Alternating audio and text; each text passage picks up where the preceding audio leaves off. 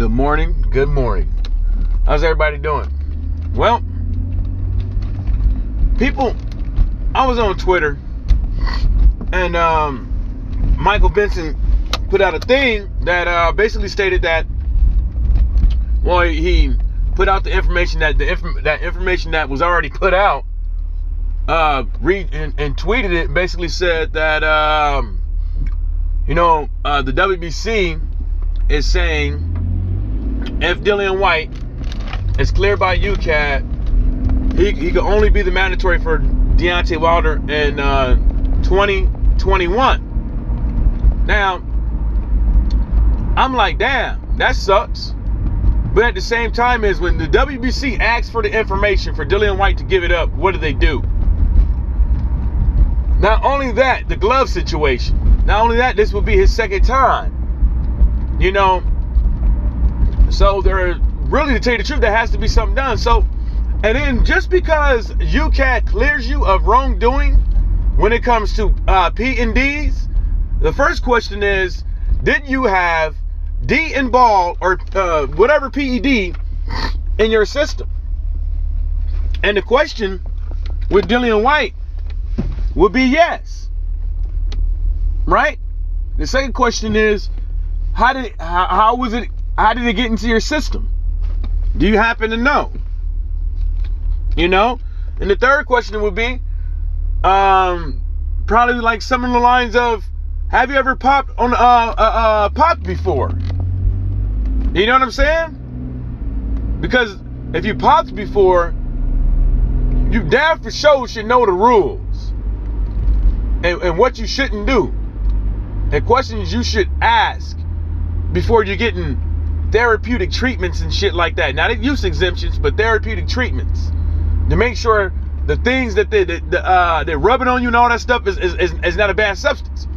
But then you have people saying, well, Louis Kiko Ortiz. Well, no. First of all, you got people saying that the WBC and UCAD and boxing scene and a couple other cats about to get sued by Dillian Whyte. First of all, sue for what?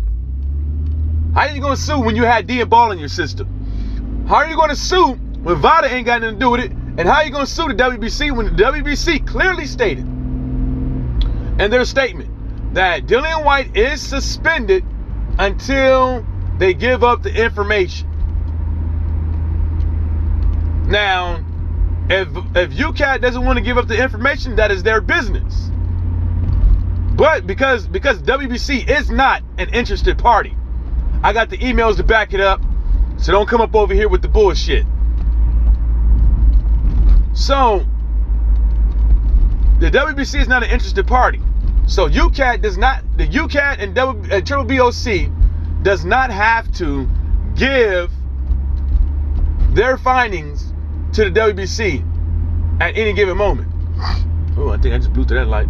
So, but the WBC rules state that if you pop up any adverse analytical finding, whatever they call it, we reserve the right to do our own investigation on that matter. Right? And that's what Dillian Whyte signed up. He signed on the dollar line with the WBC. So that's what he should do, right? Give him the information. No. What he does is he sticks by the UCAD rules and hides behind them, because the Triple BOC does not have their own rules. The Triple BOC uses UCAD rules. So he hides behind UCAD rules. Right? And what happens? Now all of a sudden you got people talk about WBC is going to be sued, and this person is going to be sued, and that person is going to be sued, which is false. That's the reason why all these other sanctioned bodies dropped his ass, because they probably asked for the same thing and he never gave up nothing.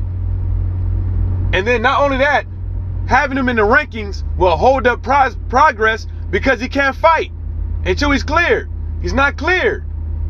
Now Edwin Hearn is out there talking about Dillian Whyte can fight, but fight where? Under who? How? What's going to be the stipulations? Is it going to be sanctioned or is it going to be non-sanctioned? What's going to be the stipulations? Is it boxing commission in the United States going to grant Dillian Whyte a license? Or is he going to fight somewhere like Saudi Arabia? Or some other country? You feel what I'm saying? Like, it's just not that easy. But, you know, I just find it real funny how people try to use Louis King Kong Ortiz because VADA suspended him and WBC didn't suspend him, but the WBC did stop the Deontay Wilder fight when it was supposed to happen the first time, and came out and said that the reason why they did that because they feared for his health, because obviously he didn't put it down, so they wanted to make sure he was cleared to fight before he got in the ring. Because really, to tell you the truth, high blood pressure is not a joke. High blood pressure is not a joke, but it can be managed, and it can be safe to fight and play professional sports. There's a lot of athletes out there right now with diabetes.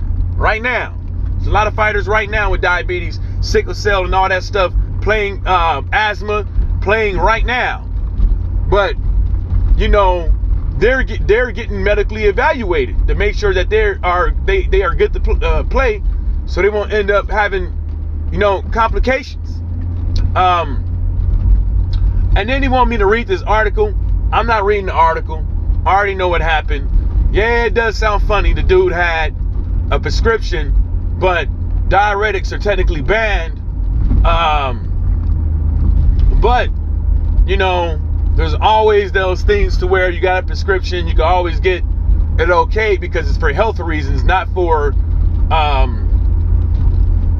it's for health reasons, not for, you know, trying to get over the system. You know he got high blood pressure. What does he take? Diuretics. And that's just point blank period. There's nothing more you can do in some cases. But, you know, people just going to make up anything that they want to make up at any given time. God bless their souls. But you can't use Louis King Kong Ortiz as a scapegoat for Dillian Whyte. It's just not going to happen.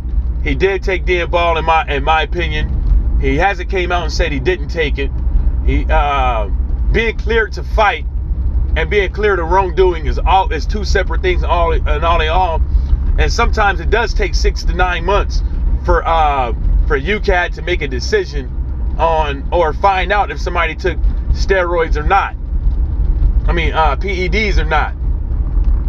So, you know, hell, the Berserin guy, look at him. He got popped like last year. He got popped, what was it, last year? Or the year before? Then all of a sudden, they coming down giving him a year suspension? They know he popped. And now all of a sudden they gave him a year suspension, you know. Come on. Come on now. Come on now. Y'all tripping. Y'all tripping, man. Dead Dillian Whyte. This is the only thing this is the only thing y'all need to fucking answer with this. Did Dillian Whyte have Dan Ball in his system? That's one. Did he? His second question will be, if he didn't have Dan Ball in his system, why did Ukad go through all these hearings and shit like that? That would be the second question. That's it. Because if it wasn't for D-Ball, what was it for then? So, you know, getting up out of here, man. But anyways, it was for D-Ball. I'm just bullshitting that last one. See y'all later.